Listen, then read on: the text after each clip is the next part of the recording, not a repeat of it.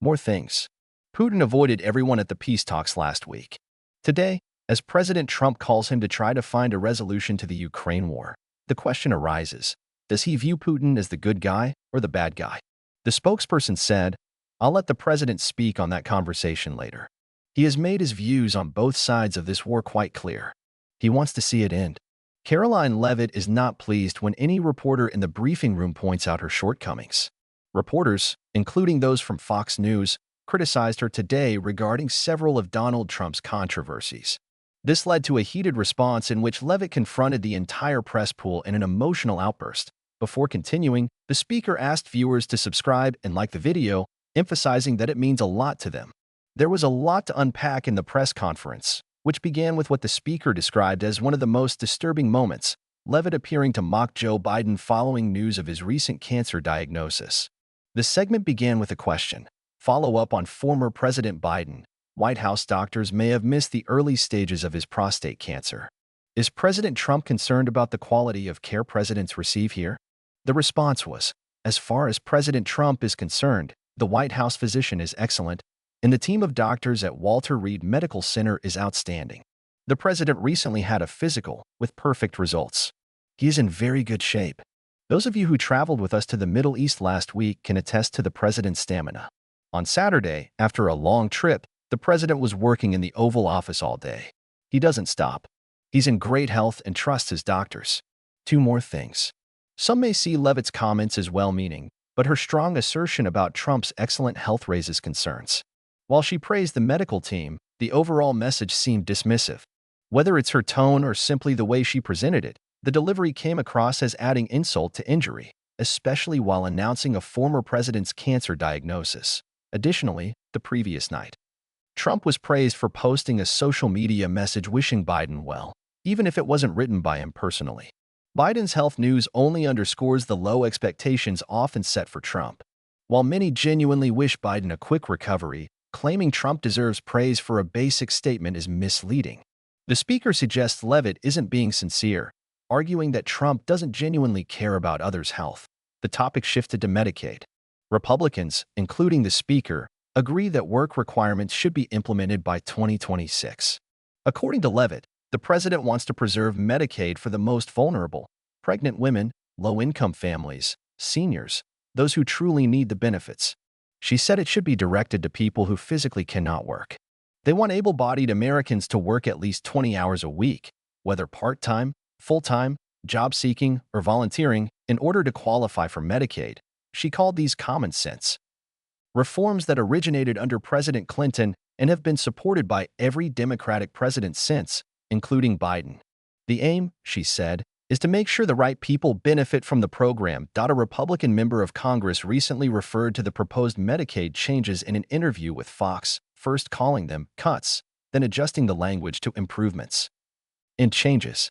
The speaker argued these changes are not about improving the program or encouraging work, but about helping Trump's allies and wealthy individuals.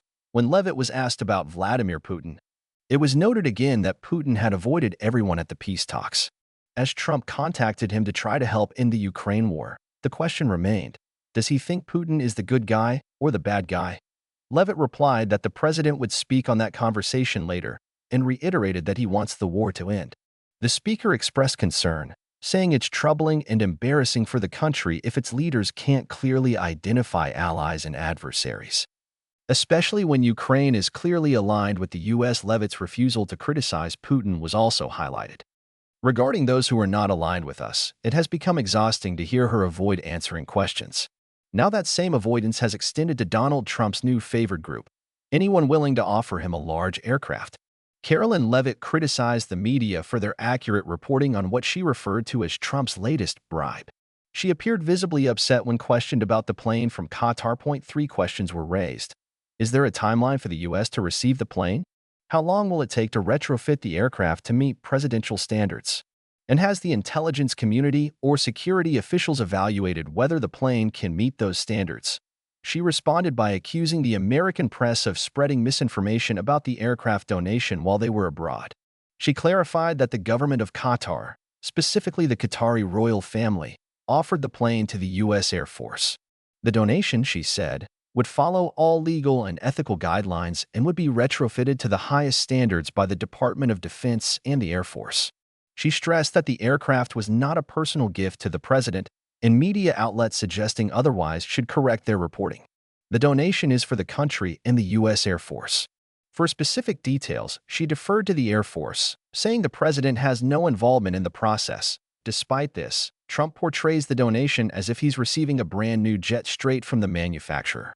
In reality, the plane is a few years old and nearly qualifies as outdated. Nevertheless, Trump frames it as a smart, cost-saving move, a supposed win for taxpayers and a way to cement his legacy. But the reality is more complex. The plane isn't simply being handed over, it's being upgraded at an estimated cost of $1 billion. By the time it reaches his presidential library, it will essentially be a custom aircraft with extended legroom and premium features. This isn't about saving money, it's about presenting an extravagant donation as a patriotic act. It appears more like a form of influence rather than genuine thrift, with the cost covered by the people Trump often criticized during his time in office. Further funding for these upgrades will come from his presidential library, which seems more focused on financing legal expenses than preserving history. In truth, this isn't about saving public funds, it's about spending large sums under the guise of national interest. Trump, meanwhile, continues to present the entire situation as a benefit for everyone except for the so-called enemies. Media critics, government agencies, and anyone who doesn't support him enthusiastically. He claims it's about heritage and giving future generations insight into his presidency. While critics question why public funds are going to aircraft for former presidents instead of pressing public needs like education or healthcare, Trump's approach to criticism remains consistent. He doesn't take it well.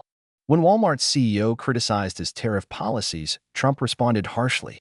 Karoline Leavitt tried to minimize the situation, denying that Trump was targeting businesses for speaking out.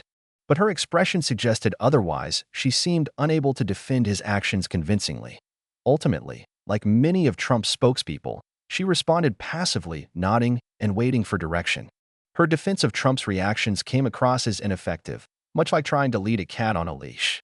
Trump's intolerance for dissent and resistance to economic critique remains evident, especially when major companies highlight issues such as inflation and trade challenges. Trump interprets it as betrayal. He expects business leaders to show loyalty, not reason. And when they resist, he reacts as if someone told him gluten-free bread was created just to ruin his diet. Meanwhile, Leavitt is caught in the middle, trying to twist corporate concerns into conspiracy theories, while the rest of the world watches like it's live theater, and not the good kind, but the one where the main actor forgets their lines and starts yelling instead, SOS. This isn't just about planes, tariffs, or viral late-night jokes. It's about power, influence, and the strange belief that billionaires should run countries, while comedians should face lawsuits for telling the truth. Because when your whole strategy relies on perception, even polite disagreement feels like war. At that point, you're no longer defending policies. You're defending a lifestyle, a brand, a personality cult disguised as leadership, and beneath all the spin, indoor sunglasses, and constant applause-seeking, the real question remains: who actually benefits?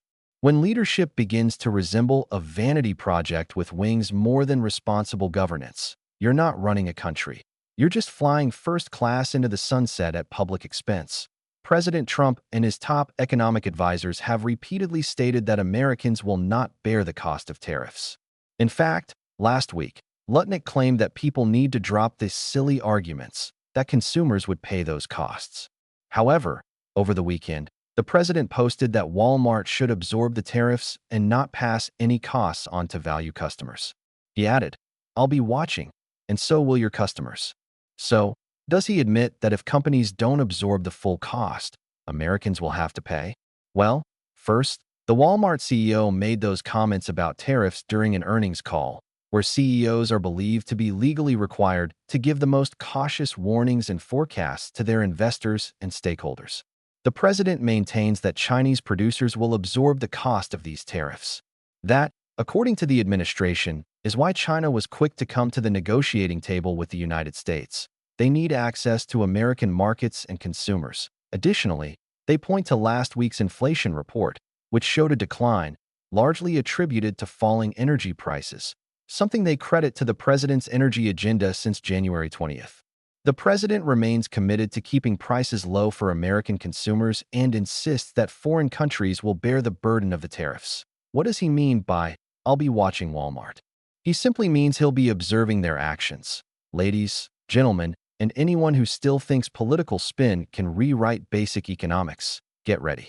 Because Karoline Leavitt just twisted the facts so hard they almost broke. And the result wasn't a communications masterclass. It was more like how not to defend bad policy 101. We're referring to the moment she tried to dismiss the Walmart CEO's inconvenient statement that tariffs are taxes on American consumers. Her excuse? That he only said it because he had to. As though CEOs are under oath every time they speak and only tell the truth when legally obligated. As if, without those duties, he would have just nodded and said whatever Trump wanted to hear. But here's the reality. The Walmart CEO wasn't under oath. He wasn't testifying before Congress or giving a campaign speech. He was speaking publicly as a business leader and stating what economists have been saying for years. Tariffs are taxes. They raise prices and hurt consumers. They don't magically make China pay everything, as if foreign governments carry wallets labeled Trump's expenses. Instead of recognizing that or offering a more nuanced economic explanation, Leavitt went full conspiracy mode and implied that the CEO was only honest because he had no choice. That, if he could have lied, he would have. This isn't a defense of policy. It's an admission that Trump's entire economic stance is based on fiction, and it gets worse. If your best argument is that people only tell the truth when forced, you've already lost the debate before it starts. You're essentially admitting that everything Trump says about tariffs, trade, and the economy is improvised, like a game of Monopoly where he's pretending to have invented money. While AOC dismantled the argument effectively, Leavitt struggled to keep pace, as if she were trying to explain calculus to a raccoon. Because once you start arguing that honesty only happens under pressure, you're not defending Trump. You're proving he lies constantly, and we must not forget the real harm being done here.